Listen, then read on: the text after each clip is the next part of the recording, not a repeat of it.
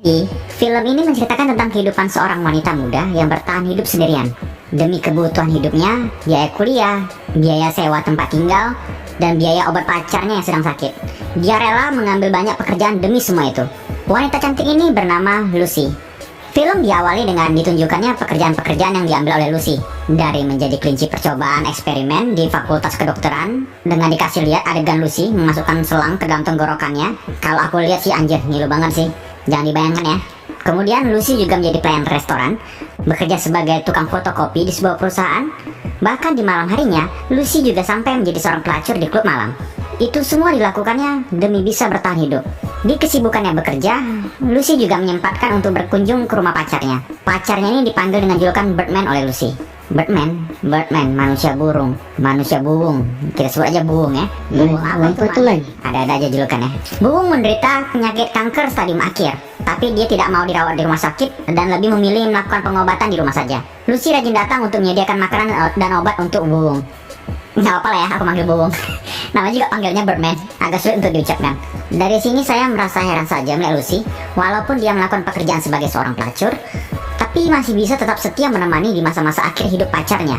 Setelah itu kita juga diperlihatkan permasalahan Lucy di tempat ia tinggal. Ketidakakraban dengan pemilik rumah karena Lucy sering telat membayar uang sewa rumahnya. Karena sadar masih banyak kebutuhan hidup yang harus dia bayar, akhirnya Lucy mencari lagi kerja tambahan melalui loker yang ada di koran mahasiswa di kampusnya. Dan dia pun akhirnya pergi ke tempat lowongan kerja itu. Dan kemudian diinterview oleh Clara, pemilik usaha tersebut. Saat diinterview, Clara menjelaskan mengenai pekerjaannya. Kita diberitahu bahwa ini adalah usaha penyedia jasa layanan VIP. Udah tau lah ya ini pekerjaan seperti apa, layanan VIP cuy. Clara juga bilang bahwa pekerjaan ini tidak tetap, tapi freelance gitu. Jadi setiap menyelesaikan tugasnya, Lucy akan langsung dapat bayaran. Kalau ada pekerjaan baru, ya dia bakal dihubungi.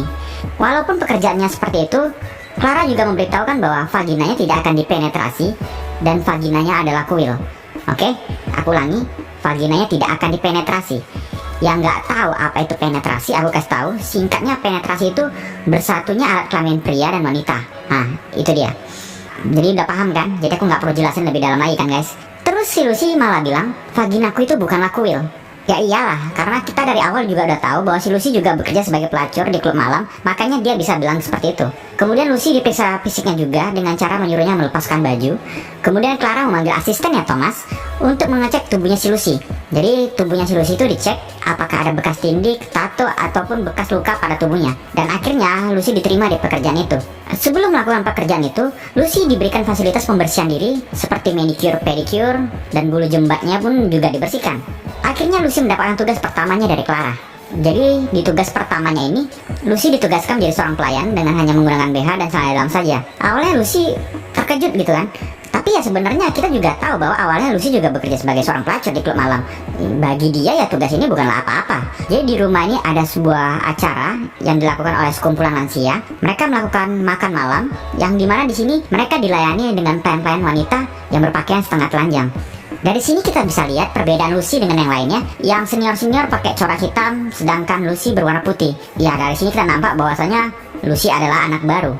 Di bagian ini ada yang membuat saya tercengang. Saat mereka melakukan istirahat di ruang tamu, ada dua wanita lagi nungging di dekat pembakaran kayu bakar. Ini buat apa coba? Gila, anjir. Hobi kakek-kakek Sugiono ini memang gila sih menurut aku. Ada-ada aja.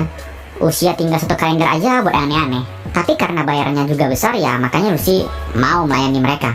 Selesai dari tugas itu, Lucy tidak langsung pulang ke rumahnya, tapi malah datang ke klub malam dan bekerja lagi menjadi seorang pelacur. Gila sih menurutku. Demi kebutuhan kehidupannya, dia harus melakukan semuanya itu.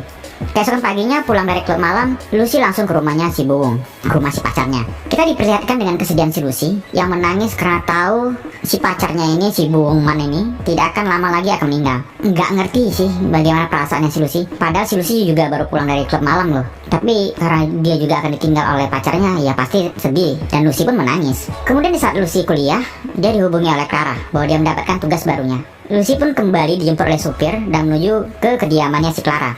Kali ini tugasnya berbeda dari sebelumnya.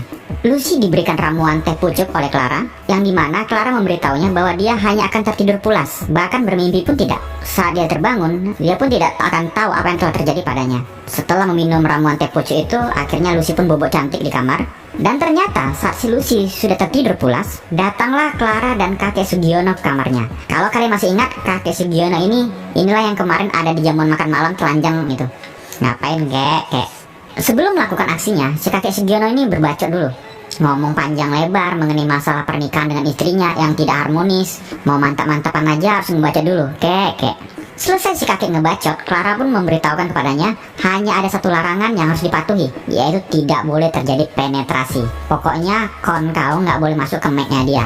Gitulah inti dari larangan si Clara. Kemudian si kakek dengan gairahnya langsung membuka seluruh bajunya dan mulai menggrepe-grepe si Lucy. Yang buat aku bingung tuh, kok bisa ya ada orang kayak gini? Kalau mau yang lebih mantap dan enak, kenapa si kakek nggak cari PSK aja gitu? Si kakek bayar mahal-mahal si Clara cuma dapetin wanita yang tertidur dan cuma dapat grepe-grepe doang. Gila. Ketika si Lucy bangun dari tidurnya, dia tidak merasakan apa-apa dan tidak tahu apa yang telah terjadi padanya.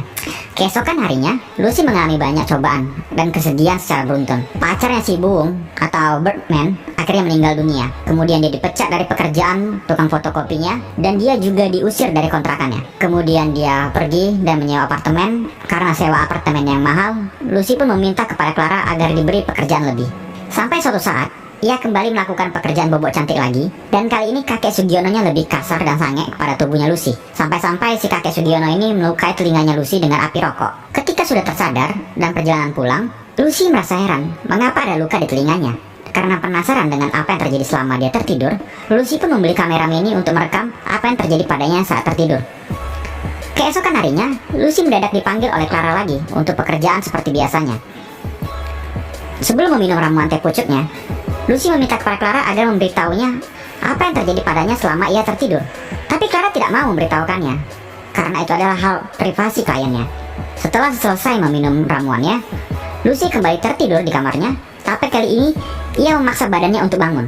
Dengan berusaha bangun dan berjalan sempoyongan, ia mengeluarkan kamera mini yang telah ia sembunyikan di mulutnya, kemudian meletakkannya di guci yang ada di samping tempat tidurnya.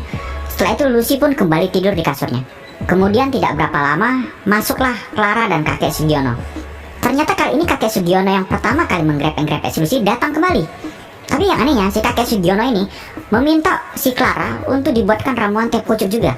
Dan Clara pun membuatkannya dengan takaran 4 sendok. 4 sendok ya.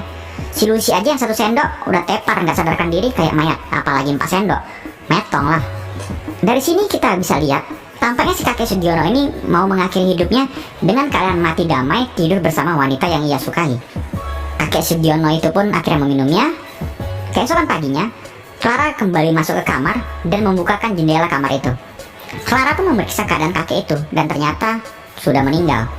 Saat hendak membangunkan si Lucy, Clara terkejut dan panik karena Lucy nggak bangun-bangun dari tidurnya.